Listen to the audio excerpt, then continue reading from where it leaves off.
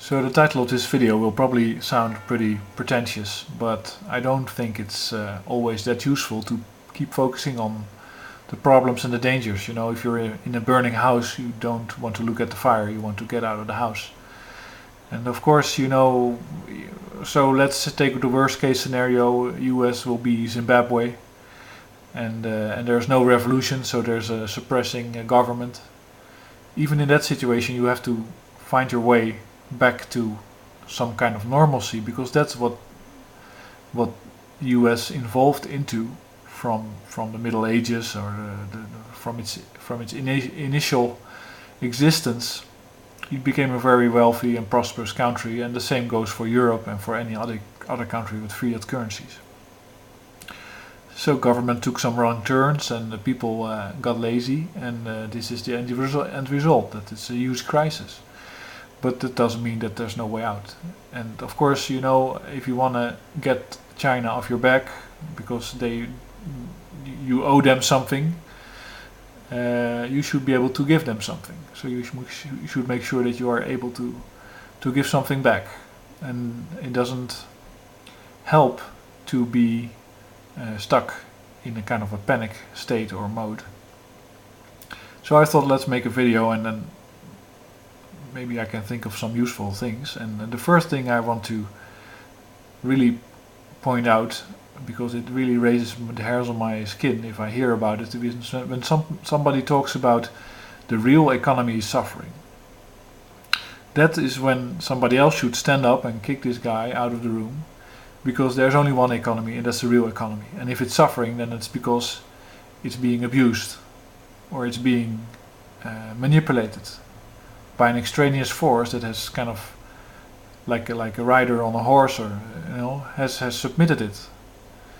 And it's very clear that it's the banking system with debt and fractional banking that has kind of inserted itself into every aspect of the economy. And the only economy that exists is the real economy. It is only people that have knowledge and skills and resources that can create products or can increase the wealth of each other's life, the well-being. And there's no role for an additional system or an additional economy based solely on the moving around of money. It's just not there. And of course, you know, when the dollar really tanks, and there's lots of people that went to gold and silver as their own currency. And another project that I'm working on that I would like to talk about, but I'm not going to talk about it yet, but which allows people just simply to pay each other with gold and silver all the time, and it would not be abolished. Then you have a currency, and that's the starting point. But if you have sound money, then you still need to just do something for somebody else to earn your living. You know, you have to be a valuable person in a real economy. And right now, this virtual or this financial economy is a true burden on every American. And I think every American should just, or every European even, because it's going the wrong way in Europe, by the way, should say, you know, to hell with you, to hell with your debts.